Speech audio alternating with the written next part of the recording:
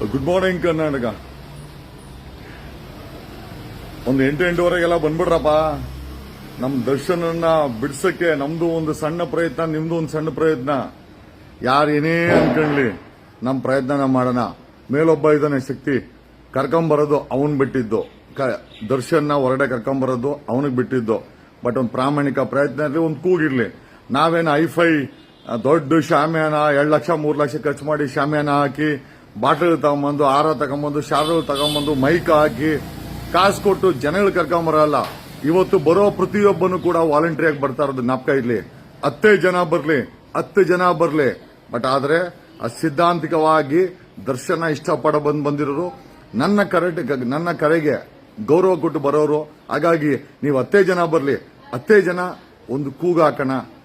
ಅದು ವಿಧಾನಸೌಧಕ್ಕೂ ಕೇಳಿಸ್ಬೇಕಾದ್ರೆ ಎಲ್ಲರಿಗೂ ಕೇಳಿಸುತ್ತೆ. ದರ್ಶನ್ ರಿಲೀಸ್ ಆಗ್ತಾನೆ. ಆಮೇಲೆ ಎಲ್ಲದಕ್ಕಿಂತ ಹೆಚ್ಚಾಗಿ ನಮ್ಮ ವಿಜಯಲಕ್ಷ್ಮಿ ಪ್ರಾಮಾಣಿಕ ಪ್ರಯತ್ನ ಇದೆ. ಆ ಹೆಣ್ಮಗಳು ಪಡ್ತಾರ ಪಾಡು ಅಷ್ಟಿಷ್ಟಲ್ಲ, ನಮಗೆ ಗೊತ್ತಿದೆ. ಆಮೇಲೆ ನನಗೆ ದರ್ಶನ ಬಿಡಿಸಿ ಯಾವ ಹೆಸರು ಆಗಬೇಕಾಗಿಲ್ಲ. ಆಮೇಲೆ I have grown beyond anybody's imagination. ನನ್ನ ಗ್ರೋತು ಯಾವೊಬ್ಬ ಹೀರೋನ ಇಟ್ಕೊಂಡು ಬೆಳಿಬೇಕಾಗಿಲ್ಲ. ನಾನು ಅದಕ್ಕೆಲ್ಲ ಮೀರಿ ಬೆಳೆದಿದ್ದೀನಿ ನನ್ನದೇ ಆದಂತ ಸಿದ್ಧಾಂತದಲ್ಲಿ.